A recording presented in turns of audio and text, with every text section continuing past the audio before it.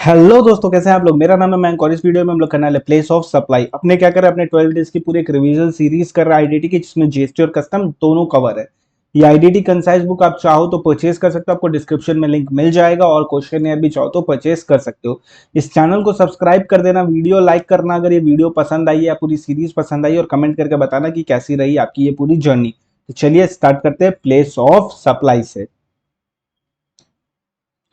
Place of supply में 10, 11, 12, 13 total 4 section है। IGST act में है ये वाले sections. 10 deals with good, 11 deals with goods of import and export, 12 deals with service, 13 also deals with service. 12 किस लिए, India के लिए, 13 किस लिए, आउटसाइड इंडिया के लिए। कैसे क्या है डिटेल में भी पढ़ेंगे। तो मेजरली 10, 11, 12, 13 से ये 4 सेक्शन है जिसको अपने को डील करना है आईजीएसटी एक्ट के तहत, और अपना खत्म हो जाएगा प्लेस ऑफ सप्लाई। तो सेक्शन 10 एंड 11 क्या बोलता है, प्लेस ऑफ सप्लाई क्या होगा for goods other than import and export. अगर other than import and export है तो उस सिनेरियो में अपना प्लेस ऑफ सप्लाई क्या होगा। अगर गुड्स में मूवमेंट है तो जहां पे भी मूवमेंट टर्मिनेट हुई वो जगह प्लेस ऑफ सप्लाई होगी। आपको तो ये पता ही होगा सीजीएसटी, एसजीएसटी और आईजीएसटी कब लगता है। ये प्लेस लोकेशन ऑफ सप्लायर और प्लेस ऑफ सप्लाई के बेसिस पर डिटरमाइन किया जाता है। ठीक है, अगर दोनों विद इन सेम स्टेट है तो उस केस में अपना सीजीएसटी, एसजीएसटी लगता है, और दोनों अगर अलग अलग स्टेट में है तो उस केस में आईजीएसटी लगता है। इसीलिए प्लेस ऑफ सप्लाई निकालना जरूरी है। अच्छा, एक लिंक लगाता हूँ, याद करो प्लेस ऑफ सप्लाई अपने क्या पढ़े। एडवांस रूलिंग में प्लेस ऑफ सप्लाई के लिए अपने नहीं जा सकते, याद आया। चलो इधर आ जाओ। तो हमने क्या पढ़ा, सेक्शन 10 जो कि डील्स करता है गुड्स के लिए। गुड्स मतलब other than import and export. अगर गुड्स में मूवमेंट है तो जहां मूवमेंट टर्मिनेट हुई वो जगह प्लेस ऑफ सप्लाई मानी जाएगी।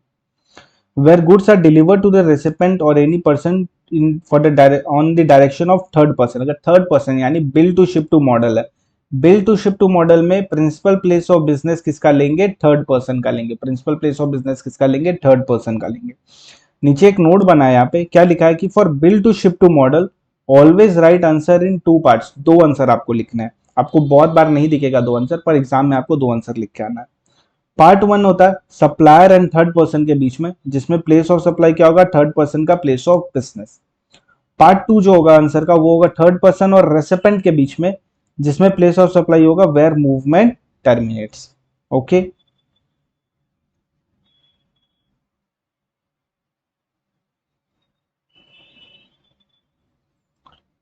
X and Company ask Y and Company of Ahmedabad, Gujarat to deliver 50 washing machine to its buyer Z and Company at Jaipur। तो यहाँ पे X क्या हो गया, थर्ड पर्सन हो गया। Y एंड कंपनी क्या हो गई, सप्लायर होगी। Z एंड कंपनी क्या हो गई, ये रेसिपेंट हो जाएगी इस सिनेरियो में। ओके। और अपने क्या पढ़े थे, principal place of business of third person लेते हैं। तो दो सप्लाई इसमें, एक एक्स एंड जेड के बीच में और एक वाई और एक्स के बीच में। बोला था ना दो आंसर लिखने पड़ते हैं। इस वाले के लिए प्लेस ऑफ सप्लाई क्या हो जाएगा, between Y company and X company. Y और एक्स के बीच में जो ट्रांजैक्शन हुआ ये वाला ट्रांजैक्शन, इस ट्रांजैक्शन के लिए प्लेस ऑफ सप्लाई क्या होगी, इस ट्रांजैक्शन के लिए प्लेस ऑफ सप्लाई होगी principal place of business of third person, that is Noida. Noida X company का नोएडा है वो। Okay, simple. ओके, तो हम लोग क्या पढ़े, bill to ship to model में principal place of third person का लेते हैं, ये पार्ट वन होता है। पार्ट टू में वेयर मूवमेंट टर्मिनेट करके ऐसे करके एक और आंसर लिख के आएंगे ताकि एग्जाम में अच्छा मार्क्स स्कोर कर पाए। Where there is no movement of goods either by supplier और रेसिपेंट, तो लोकेशन ऑफ सच गुड्स ले लेंगे। अगर गुड्स असेंबल हो रहा है तो प्लेस ऑफ इंस्टॉलेशन ले लेंगे। इसमें एक चीज याद रखना, supply of work station. Supply of work station ये असेंबल्ड वाले का एग्जाम्पल है, ये सर्विस नहीं गुड्स होगी, और ये असेंबल्ड वाले में आएगा। ठीक है, जहां पे उसको असेंबल किया वही उसका प्लेस ऑफ सप्लाई माना जाएगा। Where goods are supplied on board a conveyance like vessel, aircraft, train और मोटर व्हीकल। अगर ऑन बोर्ड अ कन्वेंस में है तो उस केस में place where such goods are taken on board a conveyance, जहां से वो गुड्स चढ़ा, जहां से वो गुड्स चढ़ा उस कन्वेंस में।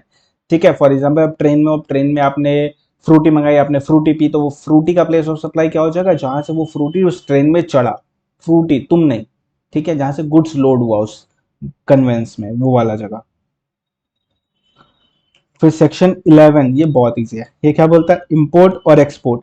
तो इंपोर्ट के केस में लोकेशन ऑफ इंपोर्टर ले लेना, एक्सपोर्ट के केस में लोकेशन आउटसाइड इंडिया ले लेना। इंपोर्ट के केस में लोकेशन ऑफ इंपोर्टर और एक्सपोर्ट के केस में लोकेशन आउटसाइड इंडिया। सबसे ज्यादा टेस्टेड जो चीज होगी एग्जाम में वो ये वाली होगी और ये वाली होगी, तो इसको याद रखना। और ये तो बहुत कॉमन है, ये तो हर एक में आ सकता है।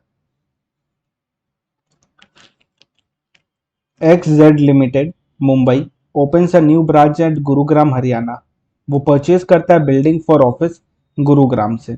इंटर करते हैं two separate agreement for KTS builder for purchase of pre installed office furniture. अब इस पे तो जीएसटी नहीं लगेगा, लेकिन purchase of pre installed office furniture पे जीएसटी लगेगा।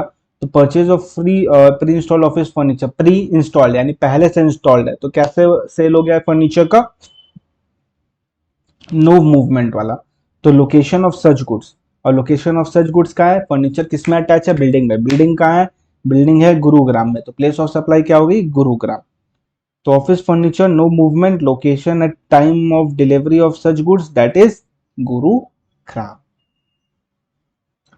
प्योर रिफाइनरी मुंबई कॉन्ट्रैक्ट देता है पीक्यू लिमिटेड को to supply a machine which is required to be assembled in power plant in its refinery in Kutch Gujarat. तो कहाँ असेंबल होने वाला है? कच्छ गुजरात में। तो प्लेस ऑफ सप्लाई क्या होगी? Kutch Gujarat. Very good. Mister X New Delhi board करता है न्यू दिल्ली से कोटा ट्रेन एट न्यू दिल्ली। ठीक है, न्यू दिल्ली से कोटा जा रही है train, mister X New Delhi पे चढ़े। He sells the goods taken on board by him in the train at Jaipur. ठीक है, उन्होंने अपने साथ कुछ गुड्स रखे तो उस गुड्स को उन्होंने ट्रेन में सेल किया, पर वो गुड्स कहां से चढ़ा? वो गुड्स चढ़ा था न्यू दिल्ली से। तो प्लेस ऑफ सप्लाई क्या हो गई? न्यू दिल्ली। तो place of supply of goods will be new Delhi. Easy है, बहुत इजी है। तो 10 क्या बोलता है? 10 and 11, 10 for goods, 11 is also for good, 10 other than import export, 11 for import and export। 10 क्या बोलता है? अगर मूवमेंट है तो जहां मूवमेंट टर्मिनेट हुआ, bill to ship to model में थर्ड पर्सन, पर इसमें एक और आंसर आता है, याद रखना। अगर कोई मूवमेंट नहीं हो रहा है तो location of such good, assemble हो रहा है तो जहां पे असेंबली हुई वो जगह, and on board a conveyance is in that case जहां से वो गुड्स चढ़ा, taken on board on conveyance जहां से वो गुड्स चढ़ा। And 11 is for import and export, import के केस में लोकेशन ऑफ इंपोर्टर, एक्सपोर्ट के केस में लोकेशन आउटसाइड इंडिया। चलो अब चल रहा है most important section 12 and section 13। चलो स्टार्ट करते हैं। सेक्शन 12 और 13 लगता है सर्विस के लिए, ठीक है, बट दोनों में एक डिफरेंस है। 12 कब लगेगा? जब लोकेशन ऑफ सप्लायर और location of recipient with in India है तो 12 लगाना। लोकेशन ऑफ सप्लायर और लोकेशन ऑफ रेसिपेंट दोनों में से कोई एक या दोनों ही बाहर है तो इन दैट सिनेरियो 13 लगेगा। तो 12 एंड 13 के लिए आपको बेसिक डिफरेंस समझ में आ गया। लोकेशन ऑफ सप्लायर और लोकेशन ऑफ रेसिपेंट देखेंगे। तो अगर एग्जाम में क्वेश्चन आएगा तो हम लोग कैसे टैकल करेंगे? एग्जाम में जब तुम्हारा क्वेश्चन आएगा तो तुमको सबसे पहले आइडेंटिफाई करना है गुड्स का है कि सर्विस का है। गुड्स का है तो 10-11 लगा देना। अब सर्विस का है, अब सर्विस आइडेंटिफाई करने के बाद फिर तुम आइडेंटिफाई करोगे कि लोकेशन ऑफ रेसिपेंट और लोकेशन ऑफ सप्लायर का है। अगर लोकेशन ऑफ रेसिपेंट और location of supplier with in India है तो 12 लगा देना, दोनों में से कोई एक बाहर या दोनों ही बाहर है तो 13 लगा देना, और फिर अकॉर्डिंगली प्रोसीड करना। यानी एग्जाम में आपको मैं एक बहुत अच्छा प्रो टिप दे रहा हूं कि आप कभी भी इससे स्टार्ट मत करना। एग्जाम में सबसे पहले आइडेंटिफाई करना गुड्स है कि सर्विस है, सर्विस है तो फिर लोकेशन कहाँ पे है, उस हिसाब से फिर इस वाले में आना 12 या 13 में। लोग क्या गलती करते हैं? सीधा इधर आ जाते हैं। आपको सीधा इधर नहीं आना, पहले आपको आइडेंटिफाई करना कि क्या लगने वाला, 12 13 या 10 11 लगेगा। पता चला वहां 10 11 लग रहा है, तुम 12 13 लगा के आ गए। तो इस चीज को शांति दिमाग से हल करना एग्जाम में। ओके, चलो बढ़ते हैं 12 की तरफ। सेक्शन 12 क्या बोलता है? Where location of supplier and recipient is in India and, मतलब दोनों इंडिया में, तभी दोनों इंडिया में तभी 12 लगेगा। 12 में टोटल 5 ऐसी सर्विसेज, एक्चुअली 6 ऐसी सर्विसेज है जिसमें बाइफोकेशन है बिटवीन रजिस्टर्ड एंड अनरजिस्टर्ड। तो अपने बस ये 6 का ही सब सेक्शन लर्न करेंगे, बाकी का नहीं लर्न करेंगे क्योंकि नीड नहीं है एग्जाम में, उसके मार्क्स नहीं है। तो आपको सिर्फ और सिर्फ वही 6 के ही सब सेक्शन लर्न करना है, बाकी के लिए आप सिर्फ 12 लिख के भी आ जाओगे तो आपका काम हो जाएगा। बाइफर्केशन एज सच, बाइफर्केशन है, अगर अनरजिस्टर्ड किया तो ऐसा और रजिस्टर्ड नहीं किया तो ऐसा, इस टाइप का बाइफर्केशन है। आओ चलो देख लेते हैं। 12 is the default rule for all services. नीचे दी गई जितनी भी सर्विसेज है उस पर तो वही लगेगा, पर नीचे दी गई कोई सर्विसेज अगर आपकी सर्विस नहीं है, फॉर एग्जांपल जैसे मैं आपको बताता हूँ चार्टर्ड अकाउंटेंट की सर्विस नीचे नहीं दी गई, तो चार्टर्ड अकाउंटेंट की सर्विस में 12(2) लग जाएगा। ओके चलो आ जाओ। 12(2) बात करता है डिफॉल्ट रूल। वो क्या बोलता है कि address in the record exist तो location of recipient, address in record does not exist तो लोकेशन ऑफ सप्लायर, अगर अनरजिस्टर्ड को दे रहे हैं। तो 12(2) सिंपल से बात बोलता है, फर्स्ट क्या बोलता है? लोकेशन ऑफ रेसिपेंट ले लो। अगर लोकेशन ऑफ रेसिपेंट, अगर एड्रेस नहीं है, मतलब लोकेशन आपको पता नहीं है रेसिपेंट का क्या है, रिकॉर्ड्स में नहीं है, तो उस केस में लोकेशन ऑफ सप्लायर ले लो। लोकेशन ऑफ रेसिपेंट और लोकेशन ऑफ सप्लायर। और अगर रजिस्टर्ड पर्सन को दिया तो always location of such registered person, अगर रजिस्टर्ड पर्सन को दिया तो always location of such registered person. Training and performance appraisal service 12.5 क्या है? Training and performance appraisal service. तो place of performance will be place of supply. Training के लिए place of performance will be place of supply अगर unregistered को दिया, और registered को दिया तो location of registered person. Organising an event including ancillary event assigning of sponsorship to the event, यानी ऑर्गेनाइजिंग एन इवेंट, अगर आप कोई इवेंट को ऑर्गेनाइज कर रहे हो तो place where event is actually held, place where the event is actually held, and if held outside India then location of recipient. तो ऑर्गेनाइजिंग एन इवेंट जो है अपना 12.7 वो क्या बोलता है कि प्लेस ऑफ सप्लाई क्या लेंगे? जहां पे इवेंट हेल्ड हुआ वो लेंगे, बट अगर इवेंट आउटसाइड इंडिया हेल्ड हो रहा है तो लोकेशन ऑफ रेसिपेंट। ये कब लेंगे? जब रेसिपेंट अनरजिस्टर्ड है, पर अगर रेसिपेंट रजिस्टर्ड है तो in that scenario location of such registered person. डरो मत, थोड़ी देर में पूरा रट जाएगा, इधर रहो। Transportation of goods including mail और courier, transportation of goods including mail and courier, यहां पे क्या होगा? Location at which such goods are handed over for their transportation, अगर आउटसाइड इंडिया जाने वाला है गुड्स तो प्लेस ऑफ डेस्टिनेशन। तो ट्रांसपोर्टेशन ऑफ गुड्स के लिए अपने क्या लेंगे? जहां से गुड्स को हैंड ओवर किए हो फॉर उसका ट्रांसपोर्टेशन के लिए। पर अगर तुम्हारा गुड्स बाहर जाने वाला है तो in that scenario location outside India लेंगे। ये कब करेंगे? जब अनरजिस्टर्ड है रेसिपेंट, पर अगर रजिस्टर्ड रेसिपेंट है तो उस केस में location of registered person. 12.9 passenger transport, passenger transport के क्या होता है? जहां से पैसेंजर चढ़ा, जहां से पैसेंजर चढ़ा, where the passenger embarks on conveyance for continuous journey. Right to passage में 12.2 लगा देना। 12.2 क्या है? डिफॉल्ट रूल है, एड्रेस है तो लोकेशन ऑफ रेसिपेंट, एड्रेस नहीं है तो लोकेशन ऑफ सप्लायर। ये सिर्फ राइट टू पैसेज के लिए। राइट टू पैसेज क्या होता है? मतलब कि कार्ड दे दिया कि आप कभी भी ट्रैवल करो, अब कब ट्रैवल करोगे पता नहीं है ना, इसीलिए इसमें 12.2 लगाते हैं। ये तो केस हुआ अगर अनरजिस्टर्ड को दे रहे हो, रजिस्टर्ड को दे रहे हो तो location of such registered person. Insurance service के केस में क्या होता है? Location of recipient of service, location of recipient of service, और इसमें अगर रजिस्टर्ड को भी दिया तो लोकेशन ऑफ रजिस्टर्ड पर्सन। तो इन दोनों सिनेरियो में सेम ही आंसर होता है। आ जाओ इधर। सेक्शन 12 कब लगता है? जब सप्लायर और रेसिपेंट दोनों इंडिया में है, ठीक है। 12 default rule, location of recipient ले लो, नहीं है तो लोकेशन ऑफ सप्लायर ले लो। क्लियर है? यहाँ तक कोई डिफरेंस नहीं है यहाँ पे। और अगर रजिस्टर्ड को दिया है तो लोकेशन ऑफ रजिस्टर्ड पर्सन लेंगे। अब यहाँ बाइफर्केशन चलेगा अभी टोटल 5 सर्विस उसमें। अगर आपका 12.5 है ट्रेनिंग एंड परफॉर्मेंस, तो उसके इसमें जहां पे परफॉर्मेंस हुई है वो प्लेस ऑफ सप्लाई होगा अगर अनरजिस्टर्ड को दिया, और रजिस्टर्ड को दिया तो जो भी लोकेशन ऑफ रजिस्टर्ड पर्सन है वो लेंगे। ऑर्गेनाइजिंग एन इवेंट, तो where event is actually held but if held outside India then in that case location of recipient लेंगे, place of supply. Transportation of goods 12 पे, ट्रांसपोर्टेशन ऑफ गुड्स, अगर transportation of goods कर रहे हो तो in that scenario जहां से goods hand over किया फॉर ट्रांसपोर्टेशन वो प्लेस ऑफ सप्लाई लेंगे। बट आपका गुड्स अगर बाहर जाने वाला है तो उस केस में लोकेशन आउटसाइड इंडिया लेंगे प्लेस ऑफ सप्लाई को। पैसेंजर ट्रांसपोर्ट के केस में 12.9 में जहां से पैसेंजर चढ़ा, 12.9 के केस में जहां से पैसेंजर चढ़ा, पर अगर राइट टू पैसेज है तो 12.2 अप्लाई करेंगे, राइट टू पैसेज है तो 12.2 अप्लाई करेंगे। एंड 12.13 इंश्योरेंस के केस में location of recipient, location of recipient. और ये सारी सर्विसेज अगर रजिस्टर्ड को दी तो location of registered person, location of registered person. तो यहां था 12 और ये था सिर्फ बाइफर्केशन वाले। अब जितने भी सर्विसेज आने वाले उसमें कोई बाइफर्केशन नहीं है, रजिस्टर्ड को दिया तो भी सेम, अनरजिस्टर्ड को दिया तो भी सेम। तो क्या है चलिए देख लेते हैं। इमूवेबल प्रॉपर्टी, इमूवेबल प्रॉपर्टी के केस में क्या होता है? Location at which such immovable property और boat located or intended to be located. If located outside India, then location of recipient. तो इमूवेबल प्रॉपर्टी के केस में क्या होता है? लोकेशन जहां पे वो इमूवेबल प्रॉपर्टी है वही प्लेस ऑफ सप्लाई मानी जाएगी। बट अगर आपका इमूवेबल प्रॉपर्टी आउटसाइड इंडिया है तो in that case location of recipient लेंगे, ठीक है। ये रजिस्टर्ड अनरजिस्टर्ड दोनों के लिए सेम है। Personal grooming, health services, beauty treatment, fitness, restaurant and catering services. Personal grooming, health services, beauty treatment, fitness, restaurant and catering services. इसमें क्या होगा? इसमें location where the service are actually perform, location where the service are actually performed ये लेंगे। चाहे registered को दिया चाहे अनरजिस्टर्ड को दिया। अच्छा, ये अगर आउटसाइड इंडिया परफॉर्म हुई है तो in that scenario also we will take location जहां पे परफॉर्मेंस हुई है, लोकेशन जहां पे परफॉर्मेंस हुई है। एडमिशन टू एन इवेंट और अम्यूजमेंट पार्क, ऊपर अपने क्या पढ़े थे?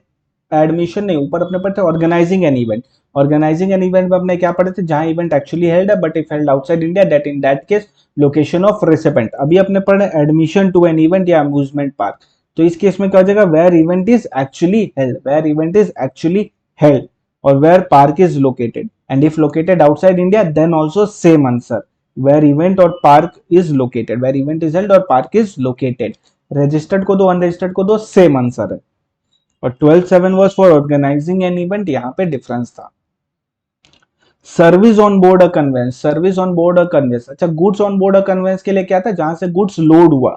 Service on board a conveyance में क्या था, first schedule point of departure, first schedule point of departure of that conveyance for the journey, यानी प्लेन सबसे पहले जहां से उड़ा, प्लेन या गाड़ी जो भी है तुम्हारी, वो सबसे पहले जहां से चली वो वाली जगह मानी जाएगी। तुम जहां से चढ़े हो वो नहीं माना जाएगा, जहां से प्लेन सबसे पहले उड़ा वो वाली जगह मानी जाएगी। गुड्स के केस में क्या था, where goods are taken on board, जहां से गुड्स चढ़ा। Banking including stock broking, banking including stock broking, यहां पे क्या होता है, लोकेशन ऑफ रेसिपेंट लेते हैं, और अगर लोकेशन ऑफ रेसिपेंट रिकॉर्ड में नहीं है तो लोकेशन ऑफ सप्लायर लेंगे, सेम एज डिफॉल्ट रूल, पर 12(2) लिख के मत आ जाना, ये अलग है, ठीक है। लोकेशन ऑफ रेसिपेंट अगर है तो, नहीं है तो लोकेशन ऑफ सप्लायर। एडवर्टीजमेंट के लिए each such state where the advertisement is broadcasted और डिस्प्लेड, थोड़ी देर में समझ जाएगा। Service involving fixed line, internet lease circuit, so where such fixed equipment is located, location where such fixed equipment is located will be the place of supply for fixed line internet circuit वगैरह। Post paid के लिए billing address, post paid के लिए billing address of the recipient. अगर आप पढ़ोगे तो इसमें एक जगह लिखा हुआ कि अगर रेसिपेंट का एड्रेस नहीं है तो लोकेशन ऑफ सप्लायर, पर अगर पोस्ट पेड है तो रेसिपेंट का एड्रेस तो होगा ही, तभी तो पोस्ट पेड है। Prepaid mobile internet DTH service, अगर prepaid mobile internet DTH service है तो उस केस में क्या होगा, अगर सेलिंग एजेंट, यानी अगर तुमने सोनू भैया से लिया, अगर सोनू भैया से खरीदा है तो उस केस में address of such selling agent यानी सोनू भैया का address. Where payment is made through electronic mode, Paytm वगैरह से पे किया तो लोकेशन ऑफ रेसिपेंट। अच्छा इसमें एक आता है क्वेश्चन जो कि काफी मजेदार क्वेश्चन है, उसमें क्या होता है, एक बंदा रहता है महाराष्ट्र का, वो जाता है Jammu and Kashmir, it's a very beautiful place, वहां जाके वो रिचार्ज करवाता है। अब अगर वो रिचार्ज पेटीएम के थ्रू करवाता है तो अपने जम्मू एंड कश्मीर लेंगे या महाराष्ट्र लेंगे, तो अपने महाराष्ट्र लेंगे, location of recipient in the records, address जो अवेलेबल है रिकॉर्ड्स में वो वाला लेंगे, जम्मू एंड कश्मीर मत कर देना। तो सेक्शन नंबर 12 कब लगता है, जब लोकेशन ऑफ सप्लायर और location of recipient with in India, दोनों इंडिया में, तब 12 लगाएंगे, ठीक है। 12 में बाइफर्केशन है, टोटल 6 सर्विस जिसमें बाइफर्केशन है, बाकी में नहीं। 12 two default rule, location of recipient नहीं है तो लोकेशन ऑफ सप्लायर ले लो, ये सब अनरजिस्टर्ड के लिए अभी बात करेंगे अपने, ठीक है। फिर आता है अपना क्या, 12(5) ट्रेनिंग, तो जहां पे प्लेस ऑफ परफॉर्मेंस है वो ले लो। ऑर्गेनाइजिंग एन इवेंट, तो जहां पे इवेंट एक्चुअली हेल्ड हुआ है वो ले लो, और अगर if held outside India in that case location of recipient ले लो। ट्रांसपोर्टेशन ऑफ गुड्स, जहां से गुड्स को हैंड ओवर किए वो वाला जगह ले लो, और अगर आपका गुड्स बाहर जाने वाला है इन that scenario location outside India ले लो। पैसेंजर ट्रांसपोर्ट, पैसेंजर ट्रांसपोर्ट के केस में क्या हो जाएगा, पैसेंजर ट्रांसपोर्ट के केस में जहां से वो पैसेंजर चढ़ा, embarks for conveyance for continuous journey, इसमें एक तो सिनेरियो है वो एग्जांपल मैं आपको समझाऊंगा। तो पैसेंजर जहां से चढ़ा वो वाला जगह ले लो। राइट टू पैसेज के लिए 12(2) लगा देना। इंश्योरेंस के लिए लोकेशन ऑफ रेसिपेंट ले लो, और ये सारे अगर रजिस्टर्ड को दिया तो लोकेशन ऑफ रजिस्टर्ड पर्सन, बस ये सारे। अब नीचे वाले जो भी बोलने वाला उसमें कोई बाइफर्केशन नहीं है। इमूवेबल प्रॉपर्टी, तो जहां पे इमूवेबल प्रॉपर्टी लोकेटेड है वो प्लेस ऑफ सप्लाई है, but if located outside India then तुम्हारा क्या हो जाएगा, location of recipient.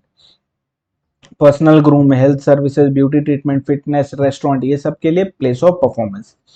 Admission to an event, वहां ऑर्गेनाइजिंग पढ़े थे या एडमिशन पढ़ा, admission to event where event is actually held, अगर held outside India then also where event is actually held, कोई बाइफर्केशन नहीं है। रजिस्टर्ड अनरजिस्टर्ड कोई बाइफर्केशन नहीं है। सर्विस ऑन बोर्ड और conveyance, first schedule point of departure. Banking के लिए लोकेशन ऑफ रेसिपेंट नहीं है तो location of supplier including stock broking. Advertisement के लिए पता चल जाएगा थोड़ा देर में। फिक्स लाइन वाली जो सर्विसेज है लीज्ड वगैरह, तो जहां पे भी वो इक्विपमेंट इंस्टॉल्ड है वो वाली जगह। पोस्ट पेड के लिए billing address of the recipient is the place of supply. Prepaid के लिए अगर सेलिंग एजेंट से ले लो तो location of selling agent, online recharge करवा रहे हो तो in that case location of recipient जो कि एड्रेस में अवेलेबल है वो वाला। हाँ जो यहाँ पे देखो मिस्टर ए कौन है, चार्टर्ड अकाउंटेंट। चार्टर्ड अकाउंटेंट की सर्विस अभी लिस्ट में पड़ी क्या, नहीं पड़ी ना, तो क्या लगाएंगे 12 टू अगर अनरजिस्टर्ड को दिया तो लोकेशन ऑफ रेसिपेंट लेंगे। सप्लाई करता है सर्विस को क्लाइंट को जो कि रजिस्टर्ड है, अगर रजिस्टर्ड है तो लोकेशन ऑफ रजिस्टर्ड पर्सन, तो लोकेशन ऑफ रजिस्टर्ड पर्सन कहाँ पे, उत्तर प्रदेश। तो क्या हो गया, the location of recipient will be Noida Uttar Pradesh. Mister X जो है, mister X a consulting engineer based in Mumbai render professional service in respect to immovable property. Immovable property में क्या था, इमूवेबल प्रॉपर्टी में सिंपल से था कि where the immovable property is located, तो where the immovable property is located Bangalore, तो answer क्या होगा Bangalore. Team Ferreira makeup artist at Kolkata goes to Jaipur makeup करने के लिए मिस सिमरन का। अच्छा मेकअप, मेकअप कहाँ था, वेयर प्लेस ऑफ परफॉर्मेंस, तो प्लेस ऑफ परफॉर्मेंस कहाँ हुई है, गोज टू जयपुर, तो Jaipur will be place of supply. Mister A जो गाजियाबाद के, वो बाई करते ticket for a circus organised at Gurugram, ठीक है, पर ऑर्गेनाइजिंग एन इवेंट नहीं है ये एडमिशन टू एन इवेंट है, बाई करते टिकट, टिकट लेके उस इवेंट में जा रहे। इवेंट कहाँ हेल्ड हो रहा है, गुरुग्राम में, तो प्लेस ऑफ सप्लाई क्या हो जाएगी, Gurugram. Mega event and event management company organises an award function, अब ऑर्गेनाइज कर रहे हैं हम, ऑर्गेनाइज कर रहे हैं हम लोग एक इवेंट, ठीक है, कहाँ पे, मॉरिशियस में। ओ event is held outside India, that in that case organising में क्या होता है, location of recipient.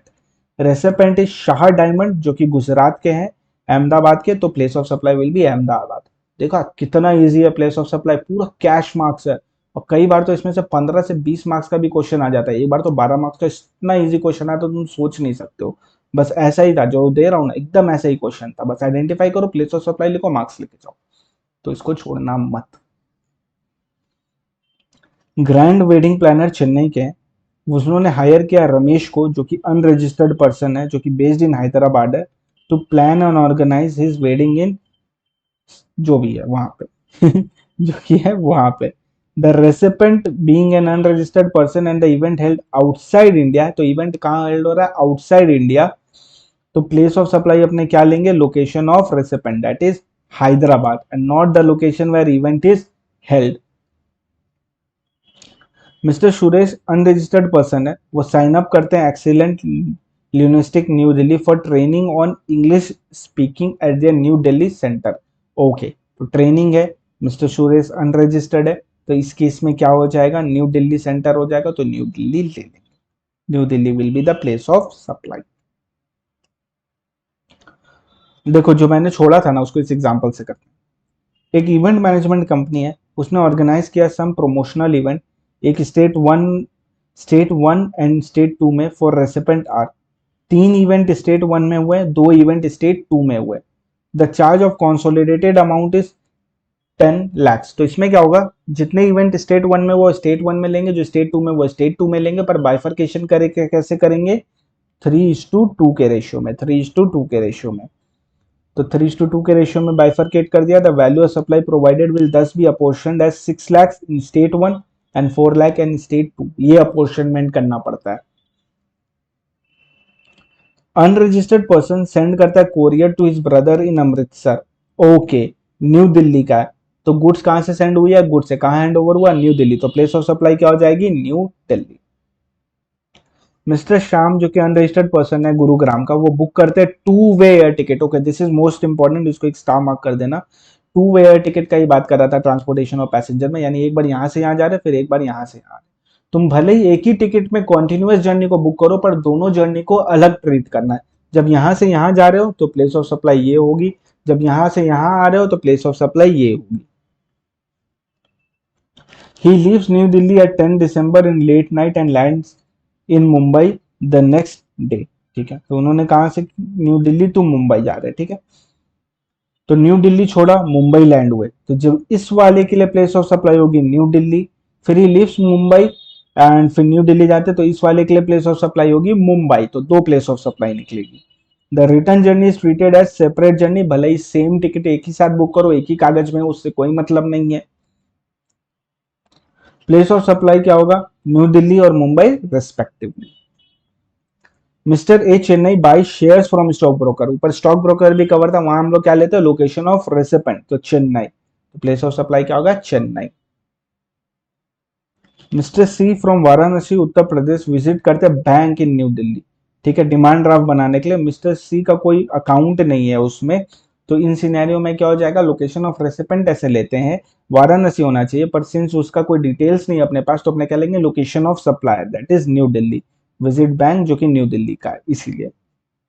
Mr. B, unregistered resident of Kolkata, goes to her native place for Patna, Bihar, and buys a medical insurance policy for her parents from Safe Insurance Patna.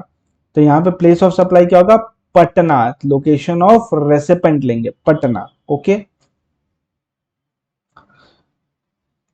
A hotel x charges consolidated sum of 30,000।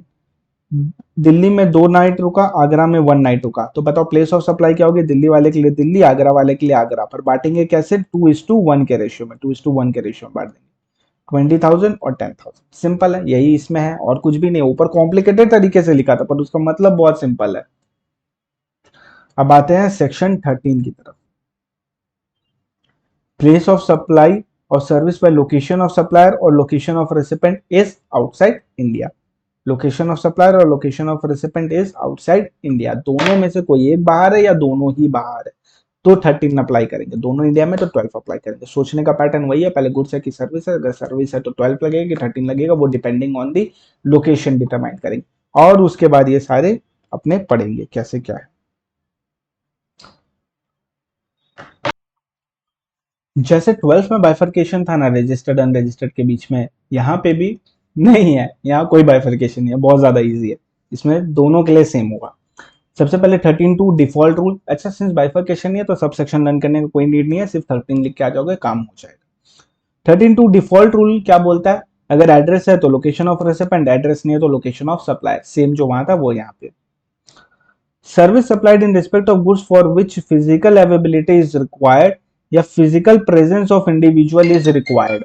Service आपकी ऐसी है जिसके लिए physical availability चाहिए या individual का physical presence चाहिए, तो उस केस में क्या लेंगे, place of supply, location where it is actually perform, location where it is actually perform. But इसमें दो एक्सेप्शन है। एक एक्सेप्शन क्या बोल रहा है, अगर इलेक्ट्रॉनिक मोड से दे रहे हो, अगर इलेक्ट्रॉनिक मीन से दे रहे हो तो लोकेशन ऑफ गुड्स ले लेना, अगर इलेक्ट्रॉनिक मीन से दे रहे हो तो लोकेशन ऑफ गुड्स ले लेना। And in case goods that are temporarily imported into India for repair, temporarily India में आ रहे हैं ट्रीटमेंट या प्रोसेस, और उसके बाद उसको एक्सपोर्ट कर देंगे आफ्टर रिपेयर, एक्सपोर्ट कर देंगे after repair without being put to use, without being put to use in India, India में यूज मत कर लेना, तो उस केस में अपने क्या अप्लाई करेंगे यहाँ पे 12(2) default rule, location of recipient या तो लोकेशन ऑफ सप्लायर। ये दो एक्सेप्शन देने का बस एक ही मतलब था, वो था अपने को एक्सपोर्ट बेनिफिट देना। एक्सपोर्ट बेनिफिट के लिए अपने को इस वाली चीज को यहाँ पे इंप्लीमेंट करना पड़ा, क्योंकि अगर अपने ये नहीं देते तो मान लो आईबीएम अगर किसी का भी कंप्यूटर रिपेयर करता ऑनलाइन जाके अमेरिका में, तो उस सिनेरियो में क्या हो जाएगा, प्लेस ऑफ परफॉर्मेंस हो जाता तो इंडिया ही हो जाता, एक्सपोर्ट बेनिफिट नहीं मिलता। अब इसको एक्सेप्शन में डाल दिए तो लोकेशन ऑफ गुड्स हो गया अब इसका। तो अगर आईबीएम रिपेयर कर रहा है कंप्यूटर किसी का अमेरिका में बैठे हुए, अमेरिका में किसी का कंप्यूटर इंडिया में बैठे हुए, तो उस केस में लोकेशन क्या हो जाएगी, location of goods that is America. अब ये इंडिया का वो अमेरिका का, तो एक्सपोर्ट हो गया, एक्सपोर्ट बेनिफिट मिल जाएगा। ये भी समझेंगे बिल्कुल, ये भी नीचे समझेंगे, क्यों टेंशन दे रहे हो, पूरा प्लेस ऑफ सप्लाई अच्छे से खत्म हो जाएगा। इस वीडियो के बाद तुमको पूरा रट जाएगा, तुम टेंशन मत लो, तुम इधर आओ with conceptual understanding. Immovable property के केस में क्या होता है, where immovable property is located. 12 में क्या था इमूवेबल प्रॉपर्टी केस में, where immovable property is located, लेकिन वहां पे एक एक्सेप्शन क्या था कि अगर आउटसाइड इंडिया तो लोकेशन ऑफ रेसिपेंट, वो एक्सेप्शन यहाँ नहीं है, यहाँ क्या है, सिर्फ where immovable property is located. Admission to और organising an event, oh my God, दोनों एक साथ है, वहां पे दोनों अलग थे। ऑर्गेनाइजिंग में क्या था, where event is actually held but if held outside India in that case location of recipient, but अगर रजिस्टर्ड को दिया तो लोकेशन ऑफ रजिस्टर्ड रेसिपेंट। और इसमें क्या था अपना एडमिशन में क्या था, where event is actually held, बस इतना ही था। यहाँ पे क्या, एडमिशन और ऑर्गेनाइजिंग दोनों साथ में, और दोनों के लिए भी एक ही प्रोविजन है, where event is actually held, where event is actually held. If held outside India तो भी where event is actually held, if given to registered where event is actually held, दोनों सिनेरियो में where event is actually held ही लेना है। Transportation of goods other then male and courier, वहां क्या था, transportation of goods with mail and courier, तो जहां से गुड्स को हैंड ओवर किया, बट अगर गुड्स का डेस्टिनेशन बाहर है तो प्लेस ऑफ डेस्टिनेशन ले लेना। और यहाँ पे क्या है, transportation of goods other then male and courier. Mail and courier के लिए क्या फिर करेंगे यहाँ पे 13(2) लोकेशन ऑफ रेसिपेंट, और नहीं है तो लोकेशन ऑफ सप्लायर। और ट्रांसपोर्टेशन ऑफ गुड्स के लिए क्या करेंगे, place of destination of such goods, जहां पे गुड्स जा रहा है, जहां पे गुड्स जा रहा है, place of destination of such goods. ये भी एक्सपोर्ट बेनिफिट देने के लिए लाया गया है। पैसेंजर ट्रांसपोर्ट, वहां पे क्या था, जहां से पैसेंजर चढ़ा, यहाँ पे भी वही है, where passenger embarks for conveyance for continuous journey. तो यहाँ पे भी सेपरेट वाला, अगर कंटिन्यूअस जर्नी है तो उसको सेपरेट ट्रीट करना है। Service on board a conveyance, service on board a convince वहां क्या था, बताओ बताओ जल्दी बताओ। First schedule point of departure, तो यहाँ पे भी सेम है, first schedule point of departure, जहां से प्लेन उड़ा या जो भी कोई भी कन्वेंस है वो। ओआईडीआर सर्विस के लिए location of recipient of service, OIDR service separate discussion आ जाएगा, समझ जाओ। इंटरमीडियरी सर्विस, अब इंटरमीडियरी सर्विस के लिए क्या लेंगे, location of supplier of service. Intermediary मतलब ब्रोकर समझ लो, दलाल जिसको हम लोग बोलते हैं। तो इंटरमीडियरी सर्विस के लिए location of supplier of service यानी दलाल का लोकेशन। अब इंटरमीडियरी का डेफिनेशन कैसे लर्न करना है, आप लाइफ में कभी भी फंसो किसी भी डेफिनेशन में ना, उसको एक बार ऐसे लिख जरूर लेना, आप कभी फंसोगे नहीं।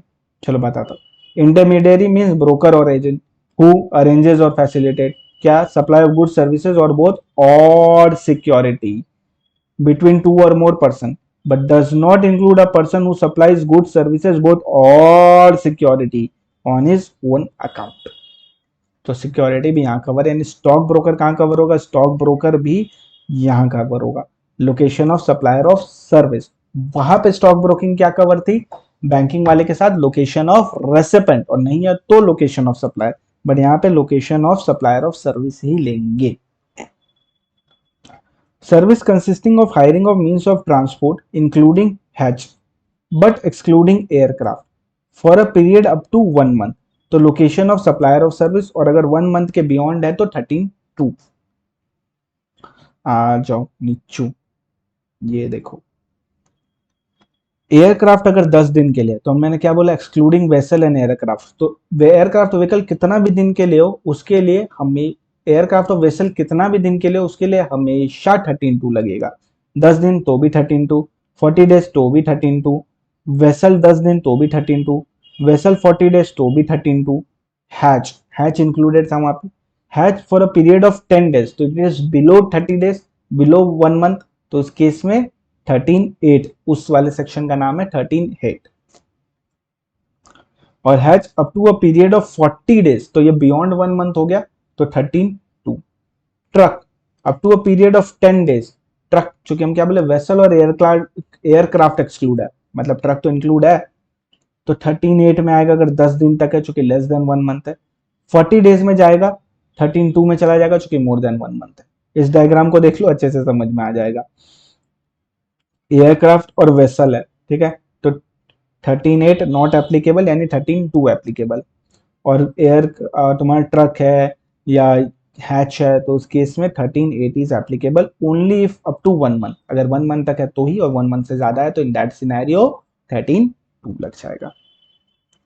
इसमें बहुत लोगों को कंफ्यूजन होता है, आपको नहीं होगा। अब बैंकिंग कंपनी के लिए location of supplier of service, वहां क्या था, लोकेशन ऑफ रेसिपेंट, और लोकेशन नहीं है तो फिर लोकेशन ऑफ सप्लायर। यहाँ पे क्या है, location of supplier of service. अपने दोनों को मर्ज करके पूरा अच्छे से रट के जाएंगे। R&D कर रहे हो, ठीक है, ऐसा देखो, R&D कर रहे हो, फार्मास्यूटिकल सेक्टर के कर रहे हो, supplied by person located in taxable territory to a person located in non taxable territory. तो क्या इसमें R&D है, फार्मास्यूटिकल सेक्टर है, देने वाला इंडिया वाला है, लेने वाला इंडिया के बाहर है। अगर ये चारों कंडीशन फुलफिल है तो location of recipient of service ले लेना। अगर ये चारों कंडीशन फुलफिल है तो ही location of recipient of service लेना, वरना 13(2) डिफॉल्ट रूल लगा के आ जाना। रिपेयर एंड मेंटेनेंस एयरक्राफ्ट वगैरह का कर रहे हो तो recipient, location of recipient of service ले लेना। रिपेयर्स एंड मेंटेनेंस एयरक्राफ्ट वगैरह कर रहे हो तो location of recipient of service ले लेना। आ जाओ, एमएक्स प्राइवेट लिमिटेड इंपोर्ट किया machine from Germany. MX private limited take the service of an engineer who comes to India for Germany for specific installation. Engineer कहाँ आया, India में आया, चूंकि इंडिया में गुड्स आ गया, इंडिया में उसने रिपेयर किया, तो प्लेस ऑफ परफॉर्मेंस लेंगे which will be new Delhi. Place of supply will B new Delhi. QR private limited import करता है raw diamonds from diamond merchant in Belgium for cutting polishing and finishing the same. Finish करके diamond को export कर देता है। Diamond India में आया, उस पर अपने कुछ काम किए और उसके बाद उसको वापस भेज दे, तो ये एक्सेप्शन में कवर होगा। और उस वाले एक्सेप्शन में क्या था 13(2), तो 13(2) क्या बोलता है, लोकेशन ऑफ रेसिपेंट यानी बेल्जियम लेंगे, यानी क्या लेंगे, Belgium. PQR consultant New Delhi backs a contract for doing market research of a vehicle manufacturing company based in South Korea. The research is to be carried out in 5 countries including India. तो यहाँ क्या हो जाएगा, the place of supply will be location of in taxable territory New Delhi। मतलब अगर multiple countries में आपका काम हो रहा है तो जिसमें इंडिया में फॉल जो करेगा ना वो वाला प्लेस ऑफ सप्लाई लेंगे। आर्किटेक्ट है, उन्होंने कॉन्ट्रैक्ट दिया जेड को न्यू दिल्ली का, professional service related to immovable property. तो where immovable property is located, तो इमोल प्रॉपर्टी कहाँ है, पुणे में है, न्यूयॉर्क में। तो अपने क्या लेंगे, पुणे, क्योंकि अपने वही वाला कॉन्सेप्ट यहाँ लगाएंगे कि अगर दो जगह और दोनों में से एक टैक्सेबल है तो वो वाला ले लेंगे। Event management company registered in new Delhi, organise. अच्छा, यहाँ ऑर्गेनाइज और एडमिशन अलग है क्या, नहीं है ना, दोनों एक है। कहाँ, where event is actually held, तो दुबई में होने वाला है। पर 3 कंट्री में करेंगे इंक्लूडिंग इंडिया, तो यहाँ पे भी यही वाला प्रोविजन अप्लाई करेंगे। अगर एक इंडिया में फॉल कर रहा है तो फिर वो वाला ले लेंगे, न्यू दिल्ली। तो place of supply will B new Delhi. पर अगर एक भी इंडिया में फॉल नहीं कर रहा होता और सारा ही दुबई में होता तो उस केस में प्लेस ऑफ सप्लाई दुबई होता। XYZ and Sun Kolkata is an agent who facilitates supply of goods and service between foreign customer and Indian seller। तो इंटरमीडिएट क्या था, लोकेशन ऑफ सप्लायर, जो कि है कोलकाता का, तो प्लेस ऑफ सप्लाई क्या हो गई, कोलकाता। मिस्टर डी कौन है, अनरजिस्टर्ड पर्सन है, based in new Delhi, hire करते हैं हैच और 20 डेज के लिए, हैच 20 डेज, तो क्या हो जाएगा, लोकेशन ऑफ, जल्दी बताओ 13(8) के तहत क्या हो जाएगा, location of supplier which is London, location of supplier which is London. एक फॉरेन टूरिस्ट है, उसने टिकट बुक किया न्यू दिल्ली श्रीलंका के लिए from airline registered in new Delhi for continuous journey. तो जहां से वो चढ़ा, कहां से चढ़ा, न्यू दिल्ली, तो new Delhi will be place of supply. Hope so आपको पूरा अच्छे से समझ में आ गया होगा। तो प्लेस ऑफ सप्लाई 13 के लिए अपने एक बार फटाफट क्विक रिवीजन कर लेते हैं। 13(2) डिफॉल्ट रूल, अगर लोग पता है तो लोकेशन ऑफ रिसिपेंट, नहीं पता है तो लोकेशन ऑफ सप्लायर। अगर फिजिकल अवेलेबल चाहिए या फिजिकल इंडिविजुअल का प्रेजेंस चाहिए तो उस केस में जहां पे एक्चुअली परफॉर्म, पर 2 एक्सेप्शन है। अगर इलेक्ट्रॉनिक मीन्स के लिए दे रहे हो तो लोकेशन ऑफ गुड्स, और अगर तुम कहाँ से दे रहे हो, अगर टेम्पोरली इंपोर्ट कर रहे हो इंडिया में कुछ रिपेयर्स वगैरह के लिए, और रिपेयर पॉलिशिंग फिनिशिंग ये सब के लिए, और उसके बाद उसको एक्सपोर्ट कर दे रहे हो, पर कंडीशन क्या है, यूज मत करना इंडिया में, तो उस केस में 13(2) लगा देना। इमल प्रॉपर्टी के केस में वेर इमल प्रॉपर्टी इज लोकेटेड, पर 12 में क्या था, वेर इमल प्रॉपर्टी इज लोकेटेड, वहां पे भी था, but if located outside India then इनका लोकेशन ऑफ रेसिपेंट, बट वाला प्रोविजन यहाँ पे नहीं है, यहाँ पे सिर्फ क्या है, वेर इमल प्रॉपर्टी इज लोकेटेड। अच्छा, अगर मल्टीपल कंट्रीज के लिए है और एक उसमें से इंडिया है तो इंडिया ले लेंगे, तब टैक्स चाहिए ना भाई, जीएसटी इंडिया में चाहिए, इंडिया में होगा प्लेस ऑफ सप्लाई तभी तो इंडिया में आएगा tax. Admission to an organising an event, यहाँ दोनों कवर है और दोनों के लिए क्या है, where event is actually held. Goods के केस में place of destination of such goods, पर यहाँ पे मेल एंड कोरियर कवर नहीं है, यहाँ पे मेल एंड कोरियर 13(2) से जाता है। वहां पे मेल एंड कोरियर और ट्रांसपोर्टेशन गुड्स दोनों कवर था 12 में। जब वहां वहां बोलूं तो समझ लेना 12 की बात कर रहा हूँ। पैसेंजर ट्रांसपोर्ट के लिए जहां से पैसेंजर चढ़ा वहां पे भी सेम था। On board conveyance first schedule point of departure, वहां पे भी सेम था। OIDR service, location of recipient of service लेंगे। इंटरमीडिएट ब्रोकर की सर्विस के केस में location of supplier of service लेंगे। Hiring means of transport including yacht but excluding aircraft and vessel up to 1 month तक है तो location of supplier of service लेंगे, नहीं तो 13(2) लेंगे। बैंक के लिए location of supplier of service लेंगे। R&D है, फार्मास्यूटिकल का है, देने वाला इंडिया का है, लेने वाला बाहर का है, तो location of recipient of service लेंगे। रिपेयर्स एंड मेंटेनेंस वगैरह एयरक्राफ्ट का है तो location of recipient of service लेंगे। अब हम लोग कुछ कॉन्सेप्चुअल अंडरस्टैंडिंग लेते हैं, जो भी अपने पढ़े उसको कॉन्सेप्चुअली समझते हैं। इस वाले में आपका इतने सारे कॉन्सेप्ट क्लियर होंगे ना, आप सोच भी नहीं सकते हो। आ जाओ, import of service. Import of service के केस में क्या होता है, इंपोर्ट मतलब हो गया कि मंगाने वाला इंडिया में, भेजने वाला इंडिया के बाहर है, ठीक है।